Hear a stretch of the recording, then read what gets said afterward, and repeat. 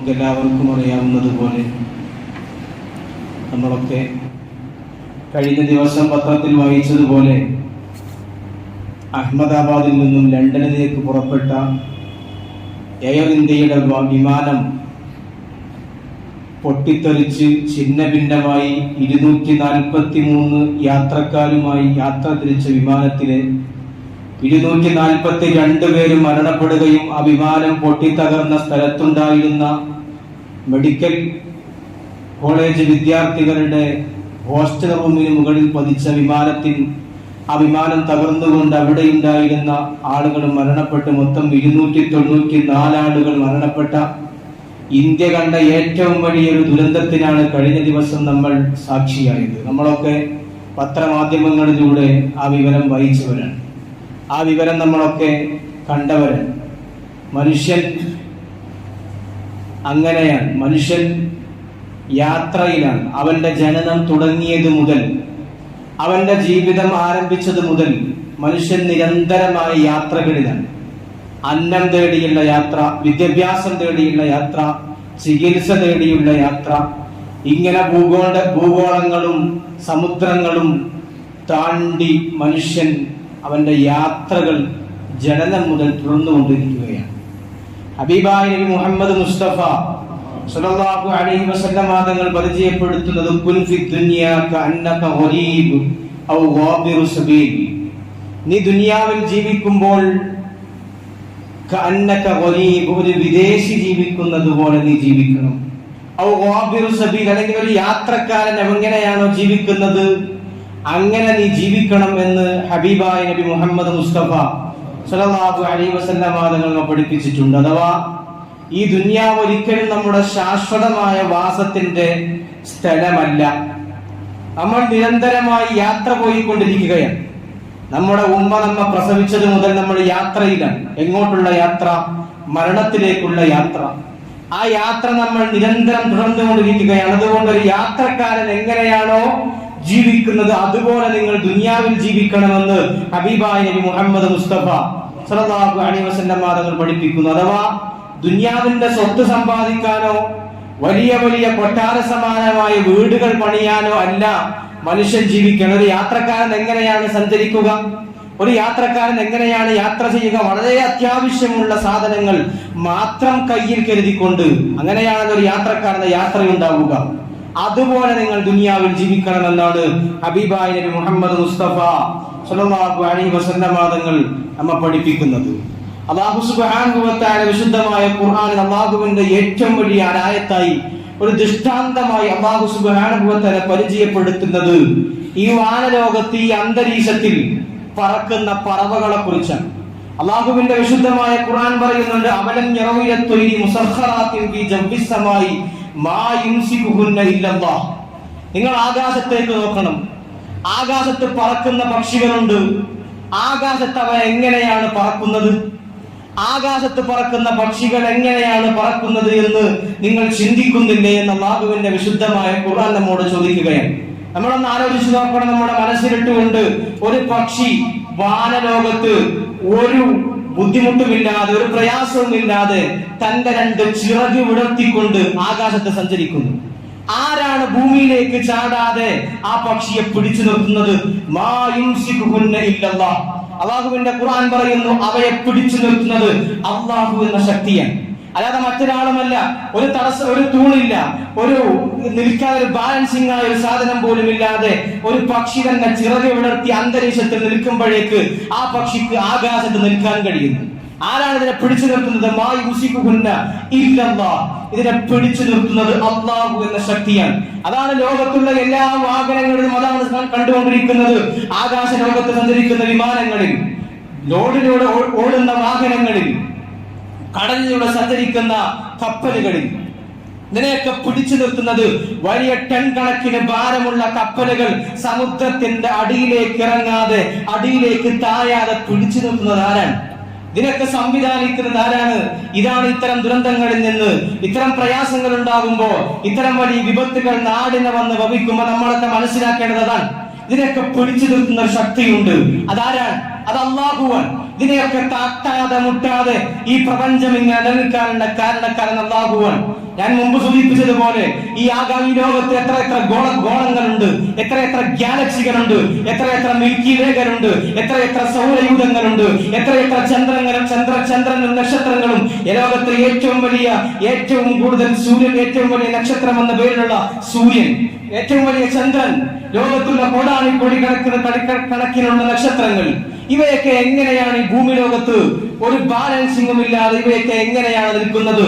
നിങ്ങൾ ആകാശത്തേക്ക് നോക്കുന്നില്ലേ? ഒരു തൂണിന്റെ സംവിധാനം പോലും ഇല്ലാതെ, ഒരു തൂണില്ലാതെ നമുക്ക് ഈ ബിൽഡിംഗ് ഇവിടെ നിർത്താൻ ഇവിടെ 4 തൂണും 6 തൂണും ഈ ബിൽഡിംഗ് ഇവിടെ പൊളിയാതെ നിൽക്കാൻ നമുക്ക് സംവിധാനിക്കേണ്ടതുണ്ട്. എന്നാൽ കിലോമീറ്ററുകളോളം പരന്നു കിടക്കുന്ന ആകാശത്തിന് എന്തേ തൂണില്ലാതെ ഇവിടെ നിലനിൽക്കുന്നത് എങ്ങനെയാണ്? അവിടെയാണ് അള്ളാഹു എന്ന സത്യത്തെ നമ്മൾ മനസ്സിലാക്കേണ്ടത്. ഇത്തരം ദുരന്തങ്ങൾ, ഇത്തരം പ്രയാസങ്ങൾ നമുക്ക് കടന്നു വരുമ്പോ നമ്മൾ മനസ്സിലാക്കേണ്ടത് അള്ളാഹുവിനെ കുറിച്ചാണ്. അള്ളാഹുവിനെ കുറിച്ചാണ് ഇത്തരം ബുദ്ധിമുട്ടുകളിൽ നമ്മൾ അള്ളാഹുവിനെ കുറിച്ചുള്ള പാഠങ്ങളാണ് നമ്മൾ ഉൾക്കൊള്ളേണ്ടത്. ഒന്നും നമ്മുടെ കയ്യിലല്ല, ഒന്നും മനുഷ്യന്റെ നിയന്ത്രണത്തിലല്ല.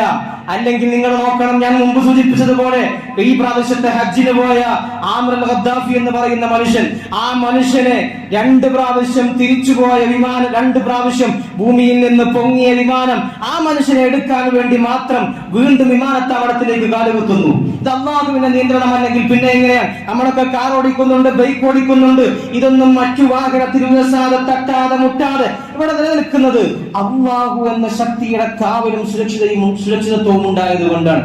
അതുകൊണ്ട് നമ്മൾ അള്ളാഹുവിനെ എല്ലാ സമയത്തും ഓർക്കേണ്ടതുണ്ട്. ഹബീബായ നബി സല്ലല്ലാഹു അലൈഹി വസല്ലം തങ്ങൾ പരിചയപ്പെടുത്തുന്നുണ്ട്. അനസ് ഇബ്നു മാലിക് റളിയല്ലാഹു അൻഹു അന്ന നബി സല്ലല്ലാഹു അലൈഹി വസല്ലം, നബി സല്ലല്ലാഹു അലൈഹി വസല്ലം തങ്ങൾ പറയുകയാണ്, ഇദാ ഖറജ റജുലു മിൻ ബൈതിഹി, ഒരാൾ തന്റെ വീട്ടിൽ നിന്ന് എന്തെങ്കിലും ആവശ്യത്തിന് പുറത്തേക്ക് ഇറങ്ങിയാൽ, ഫഖാല ബിസ്മില്ലാഹി തവക്കൽതു അലല്ലാഹ് വലാ ഹൗല വലാ ഖുവത ഇല്ലാ ബില്ലാഹ്. ഒരാൾ വീട്ടിൽ നിന്ന് പുറത്തിറങ്ങുമ്പോ, എന്തെങ്കിലും ഒരു ആവശ്യത്തിന് പുറത്തിറങ്ങുമ്പോ അവൻ പറയേണ്ട ദിക്റാണ് ബിസ്മില്ലാഹി തവക്കൽതു അലല്ലാഹ്. എനിക്കൊരു കഴിവുമില്ല, തവക്കൽതു അലല്ലാഹ്, എന്റെ എല്ലാ ശക്തിയും അത് അല്ലാഹുവിന്റെ ശക്തിയാണ്. തവക്കൽതു അലല്ലാഹ്, ഞാൻ അല്ലാഹുവിന്റെ മേൽ ബലമേൽപ്പിച്ചിരിക്കുന്നു. ലാ ഹൗല വലാ ഖുവത ഇല്ലാ ബില്ലാഹ്, എനിക്ക് ഒരു കഴിവുമില്ല എന്ന് മനുഷ്യൻ സമ്മതിച്ചുകൊണ്ടായിരിക്കണം തന്റെ വീടിന് പുറത്തേക്ക് ഇറങ്ങേണ്ടത് എന്ന് ഹബീബായ നബി മുഹമ്മദ് മുസ്തഫ സ്വല്ലല്ലാഹു അലൈഹി വസല്ലം തങ്ങൾ പഠിപ്പിക്കുകയാണ്. അല്ലെങ്കിൽ നമ്മൾ നോക്കണം, നമ്മുടെ നിയന്ത്രണത്തിൽ എന്താണുള്ളത്? നമുക്ക് എന്തെങ്കിലും നിയന്ത്രണമുണ്ടോ? നമുക്കൊന്നും കഴിയില്ലല്ലോ. നമ്മൾ ബ്രേക്ക് ചവിട്ടിയാൽ വണ്ടി നിൽക്കണം എന്നത് നമുക്ക് കഴിവില്ല, നമുക്കതിന് കഴിയില്ല. അള്ളാഹുവിന്റെ വേണ്ടുക ഉണ്ടായത് കൊണ്ടാണ് നമ്മൾ ബ്രേക്ക് ചവിട്ടുമ്പോഴേക്ക് വണ്ടി നിൽക്കുന്നത്. അല്ലെങ്കിൽ ഇന്നലെ വിമാനാപകടത്തിൽ 243 യാത്രക്കാരുണ്ടായിരുന്ന വിമാനയാത്രയിൽ 242 ആളുകൾ മരിച്ചു. ഒരാൾ അവിടെ ബാക്കിയാണ്. ഒരാൾ അങ്ങനെ രക്ഷപ്പെട്ടു. 242 ആളുകൾ യാത്ര ചെയ്ത വിമാനത്തിലെ 243 ആളുകൾ യാത്ര ചെയ്ത വിമാനത്തിലെ 242 ആളുകളും മരണപ്പെടുന്നു. ഒരാൾ മാത്രം അത്ഭുതകരമായി രക്ഷപ്പെടുന്നു. എങ്ങനെ ഇത് സാധിച്ചു? ഏതെങ്കിലും ശാസ്ത്രത്തിന് കഴിയുമോ അതിന്? അതാണ് ഞാൻ പറഞ്ഞത്, അള്ളാഹുവിന്റെ സഹായം, അള്ളാഹുവിന്റെ മദദ്, അള്ളാഹുവിന്റെ റൗസ്, അള്ളാഹുവിന്റെ എല്ലാ സുരക്ഷിതയും സംരക്ഷണവും മനുഷ്യനുണ്ടാവണം. അതില്ല എങ്കിൽ മനുഷ്യൻ തകർന്നു പോകും, അതില്ല എങ്കിൽ മനുഷ്യൻ തളർന്നു പോകും. അതുകൊണ്ട് തന്നെ അല്ലാഹു സുബ്ഹാനഹു വ തആല നമ്മുടെയൊക്കെ നിയന്ത്രണത്തിൽ ഹഫളത്തിന്റെ ചില മലായികത്തിന് അല്ലാഹു നമുക്കൊക്കെ സുരക്ഷിതത്വം നൽകി. നമ്മുടെ മനുഷ്യന്മാരുടെ സുരക്ഷിതത്വത്തിന് അല്ലാഹു സുബ്ഹാനഹു വ തആല ചില ഹഫളത്തിന്റെ മലായികത്തിനെ ഏർപ്പെടുത്തിയിട്ടുണ്ട്. മനുഷ്യന് സുരക്ഷിതത്വം നൽകുക എന്നതാണ് ആ മലായികത്തിന്റെ ജോലി. ഹഫളത്തിന്റെ മലായികത്ത് നമ്മളൊക്കെ മദ്രസകളിൽ പഠിച്ചവരാണ്. ഹഫളത്തിന്റെ മലായികത്തുണ്ട് ഓരോ മനുഷ്യനും. ആ മനുഷ്യനെ ദുരന്തങ്ങളിൽ നിന്ന് സഹകരിക്കുന്ന മലക്കുകൾ. എന്നാൽ ആ മലക്കുകൾ നമ്മിൽ നിന്ന് പോവാതിരിക്കാനുള്ള ബദ്ധശ്രദ്ധ നമുക്ക് വേണം. ആ മലക്കുകൾ നമ്മിൽ നിന്ന് അകന്നു പോവാൻ പാടില്ല. ഇബ്രാഹിം നബി അലൈഹിസ്സലാത്തു വസ്സലാമിനെ ഞാൻ മുമ്പ് സൂചിപ്പിച്ചതാണ്. തീക്കുണ്ടാരത്തിലേക്ക് വലിച്ചെറിയാൻ നിൽക്കുമ്പോ ഇബ്രാഹിം നബി അലൈഹിസ്സലാത്തു വസ്സലാമിനെ എന്ത് കണ്ടിട്ടും നമ്രൂദിന് വലിച്ചെറിയാൻ സാധിക്കാതിരുന്നപ്പോ ഇബ്രാഹിം നബിയുടെ മുമ്പിലേക്ക് നഗ്നകളായ സ്ത്രീകളെ നിർത്തി എന്നതാണ്. നഗ്നകളായ സ്ത്രീകളെ ഇബ്രാഹിം നബിയുടെ മുമ്പിൽ കൊണ്ടുവന്നിട്ടു. ഹഫളത്തിന്റെ മലായികത്ത് ഓടിപ്പാഞ്ഞു നഗ്നകളായ സ്ത്രീകളെ കണ്ടപ്പോ. അങ്ങനെയാണ് ഇബ്രാഹിം നബിയെ തീക്കുണ്ടാരത്തിലേക്ക് വലിച്ചെറിഞ്ഞത്. ഈ ചരിത്രം നമ്മുടെ മുമ്പിലുണ്ട്. അതുകൊണ്ട് പ്രിയമുള്ളവരെ, നമ്മുടെ ഫോണിൽ, നമ്മുടെ സ്ക്രീനുകളിൽ അർദ്ധനഗ്നരായ സ്ത്രീകളുടെ ഫോട്ടോ പാടില്ല.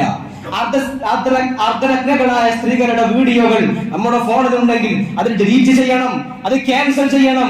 അള്ളാഹുവിന്റെ ഹഫളത്തിന്റെ മലായിക്കത്തുണ്ട്. ആ മലായിക്കത്തിന്റെ സുരക്ഷിതത്വം നമുക്ക് ലഭിക്കില്ല. മലായിക്കത്ത് നമ്മൾ സംരക്ഷിക്കാൻ അള്ളാഹു ഏർപ്പെടുത്തിയിട്ടുണ്ട്.